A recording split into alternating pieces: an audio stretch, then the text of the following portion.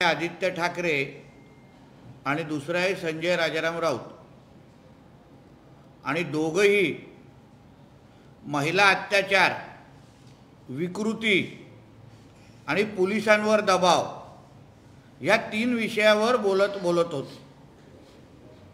आता हे जे दोघंही आहेत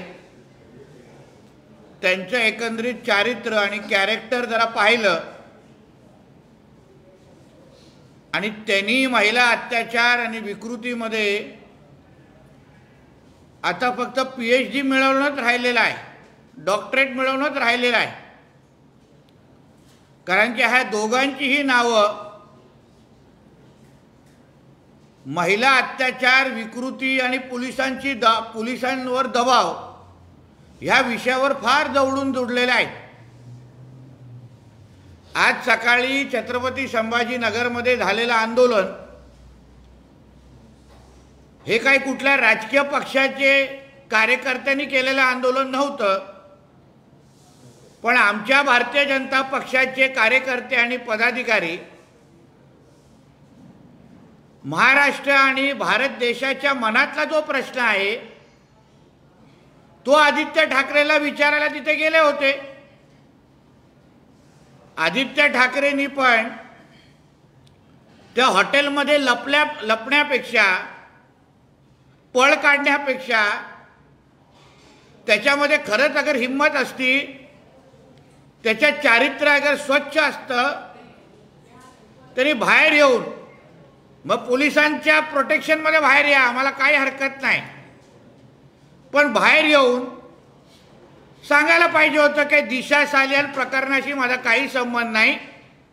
8 जूनला मी तिथे नव्हतो, मी तिच्या सामूहिक बलात्कार आणि तिच्या खुनामध्ये माझ्यावर होणारे आरोप हे खोटे आहेत, कारण का माझं टॉवर लोकेशन 8 आणि 13 जूनचं हे असं आहे। लहान मुलांची आणि लहान मुलांच्या छळवणूक करण्याशी माझा काही संबंध नाही, हे सरळ स्पष्ट अगर आदित्य ठाकरे बाहेर येऊन बोलला असता तर मग पोलिसांना लाठीचार्ज करायला लागलंच नसतं। ठाकरे गटातल्या कार्यकर्त्यांना काठ्या आणि केसेस घेण्याची गरजच पडली नसती। आता तू तुझ्या अय्याशीसाठी, तुझ्या विकृतपणामुळे आज तुझे पक्षाचे कार्यकर्ते लाठ्या काठ्या खात आहेत, तुझा पक्षाचा विरोधी पक्ष नेता ह्याला पोलिसाच्या अंगावर जायला लागतंय। यापेक्षा आदित्य ठाकरेंनी त्याच्या पत्रकार परिषदेमध्ये अगर खुलासा करून टाकला असता की नितेश राणे आणि ही लोक जे बोलत आहेत ते खोटं आहे, हे माझ्याकडे असलेले पुरावे आहेत आणि नितेश राणेंनी देशाची आणि आमची माफी मागावी, तर मी ठाकरे कुटुंबाची माफी मागायला मी तयार आहे अगर आदित्य ठाकरेंनी पुरावे दिले तर। पण ते ना बोलता पत्रकारांनी जेव्हा त्याला एक साधा फक्त एक प्रश्न विचारला तर नाही, तो राजकीय विषय आहे। दिशा सालियान, सुशांत सिंग राजपूत हे खून प्रकरण आहे, सामूहिक बलात्कारचं प्रकरण आहे, अल्पवयीन मुलांवर केलेल्या छळाचं प्रकरण आहे, ते राजकीय प्रकरण नाही आहे। मला आमच्या पत्रकार मित्रांचं पण काही लोकांचं मला आश्चर्य वाटतं की तो जेव्हा तो प्रश्न तुम्हाला उडून टाकतो का नाही, ते राजकीय, तुम्ही त्याला विचारलं पाहिजे की तुम्हाला का हा प्रश्न विचारला जातोय। तुम्हाला महाराष्ट्रामध्ये किती नेते मंडळी आहेत, किती राजकीय पक्ष आहेत, मग फक्त आदित्य ठाकरेला दिशा सालियानबद्दल का विचारलं जातं, सुशांत सिंग बद्दल का विचारलं जातं? हा प्रश्नाचं उत्तर जो धाडसी पत्रकार विचारेल त्याचा मी नागरी सत्कार करीन। हा भांडूपचा आमच्या देवानंद झाकण झुल्या, ह्याचं स्वतःचं नाव त्या डॉक्टर सपना पाटकरच्या हल्ल्यामध्ये आहे, त्याला शिवी देण्यामध्ये आहे, एव्हिडन्सेस आहेत जे आपल्यासारख्या असंख्य मीडिया मित्रांनी टीव्हीवर दाखवलेलं आहे। तिला खालच्या दर्जाच्या शिव्या देत होता त्या डॉक्टर महिलेला।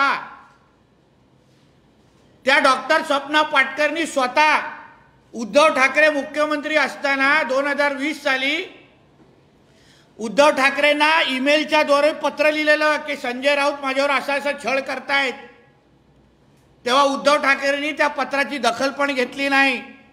आज पण ती डॉक्टर महिला भीतीच्या छायेमध्ये आहे. संजय राऊतची माणसं तिच्या घरावर दारूच्या बाटल्या मारतात, तिला शिव्याशाप दिला जातो.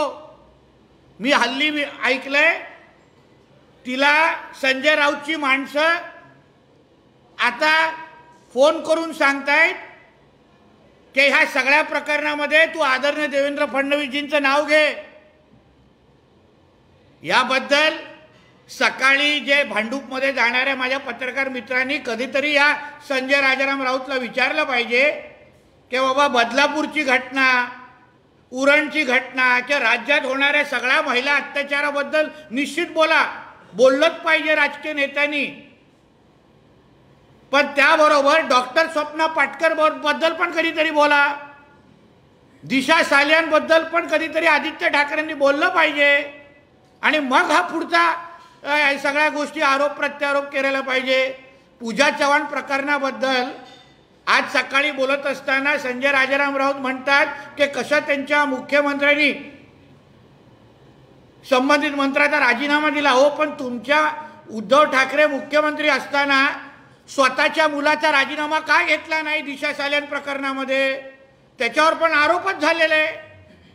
मग जो न्याय तुम्ही त्या मंत्र्याला लावला तोच न्याय आदित्य ठाकरेला तुझ्या मालकाने आणि तेव्हाच्या मुख्यमंत्री उद्धव ठाकरेंनी का लावला नाही? हा विषय आम्हाला कधीतरी कळला पाहिजे. नुसतं फक्त सकाळी उठून आदरणीय देवेंद्र फडणवीस साहेबांवर आरोप प्रत्यारोप करायचे, गृह खात्यावर आरोप करायचे की राजीनामा द्या. अच्छा, ह्यांच्या घरातल्या मुलांचं अगर लग्न झालं नाही ना तरी देवेंद्र फडणवीस साहेबांचा राजीनामा मागतील, अशी परिस्थिती ह्या लोकांची आहे. उद्या सकाळी घरात नळाला पाणी आलं नाही ना तेव्हाही बाहेर येऊन देवेंद्र फडणवीस साहेबांचा राजीनामा मागतील, असे हे नालायक लोक आहेत. अहो, फडणवीस साहेबांसारखा कर्तव्यदक्ष गृहमंत्री आपल्या राज्याला असल्यामुळे आज असंख्य कारवाया गृह मंत्रालयाच्या माध्यमातून योग्य पद्धतीने होत आहेत. बदलापूरच्या घटनेमध्ये ज्या पद्धतीने कारवाया फटाफट व्हायला सुरू झाल्या ना, SIT स्थापन होणं, अधिकारी निलंबित होणं, गुन्हेगाराला पकडणं, हे तुमच्या महाविकास आघाडीच्या काळात होत नव्हतं. तुमच्या तेव्हाचा गृहमंत्री ह्याला जेलमध्ये जायला लागलं. तो ठपका तुमच्या डोक्यावर अजूनही आहे, तो पुसा पहिलं, तो काळा डब्बा पुसा पहिला आणि मग आमच्यावर आरोप करा. गृह मंत्रालय आमचं कसं काम करतं हे थोड्या सामान्य लोकांना जाऊन विचारा. आज गुन्हेगारांमध्ये भीती आहे, कन्व्हिक्शन रेट बघा कुठल्या पद्धतीने वाढतोय. म्हणून ह्या सगळ्या बाबतीमध्ये मी संजय राजाराम राऊतला सांगेन, तुझी सकाळची पत्रकार परिषद घेतोस किंवा तुझ्या मालकाचा मुलगा आदित्य ठाकरे हा जो काय महिला अत्याचाराबद्दल बोलतो ना, पहिला दिशा सालियान जिचं प्रकरण दाबण्यासाठी तिच्या त्या रोहन राय नावाचा जो मंगेतर आहे, माझ्याकडे माहिती आहे, त्याला किमान 15 करोड दिलेलं हे लोकांनी.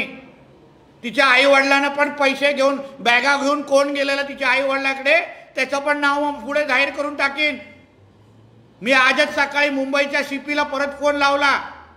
मी विनंती केली की साहेब त्या चौकशी अधिकाऱ्याला बदला, मला स्टेटमेंट द्यायला यायचं आहे दिशा सालियान संदर्भात, तारीख सांगा, मी यायला तयार आहे, फक्त चौकशी अधिकारी बदला, मी लगेच तिथे येऊन बसतो. म्हणून ह्या सगळ्या विषयाबद्दल आमच्यावर आरोप करण्या अगोदर संजय राजाराम राऊत आणि ह्या आदित्य ठाकरेंनी पहिला स्वतःवर उडलेला जी घाण आहे ना ती पहिली साफ करा. दिशा सालियान आणि डॉक्टर स्वप्ना पाटकर बद्दल बोलण्याची हिम्मत करा, स्पष्टीकरण द्या. मग आमच्या गृहमंत्री देवेंद्र फडणवीस साहेब असतील आणि आमच्या सरकारवर टीका करण्याची हिम्मत करा. पोलीस संरक्षण कमी करण्याची मोठा हा बोलून दाखवतो संजय राजाराम राऊत. तुझ्या महाविकास आघाडीच्या काळात आमचे आदरणीय देवेंद्र फडणवीस साहेब असतील, आमचे चंद्रकांत दादा पाटील असतील, सन्मान्य राणे साहेब असतील, ह्यांच्यावर थ्रेट परसेप्शनचा रिपोर्ट असताना पण तुमच्या महाविकास आघाडीच्या सरकारने ह्यांचं संरक्षण तेव्हा कमी केलेलं. मग आता मिरच्या का लागतायत? एवढं तुम्ही मोठी छाती ताणून फिरता ना, मग फिरा पोलीस संरक्षणच्या शिवाय, दाखवतो बघा मग जनता कशी चपलाने मारते तुम्हा लोकांना. या महिलांचे आई वडील किंवा नातेवाईक कशी चपलाने मारतात तुम्हाला, तेही तुम्ही खोल्या डोळ्यांनी पाहाल. म्हणून आमच्यावर आरोप करण्या अगोदर पहिलं तुमच्या गिरेबांमध्ये झाकून बघा.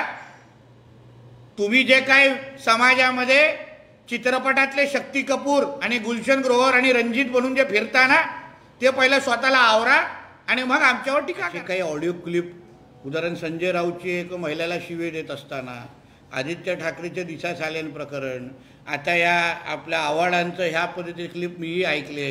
हेच त्यांची खरी चारित्र्य आहे. हे आम्हा लोकांना जे काही आरोप बदलापूर आणि ह्यावर करतायत ना, ह्यांचे पहिले कॅरेक्टर तपासा. पहिले हे घरात घेण्याचे लायकीचे नाही आहेत. आदित्य ठाकरे तर लहान मुलांच्या पण वाढदिवसाला तुम्ही बोलू शकत नाही, असा विकृत आहे तो. म्हणून त्यांनी दुसऱ्यांना बोलू, त्यांनी दुसऱ्यांवर आरोप करूच नाही महिला अत्याचार आणि विकृतीबद्दल.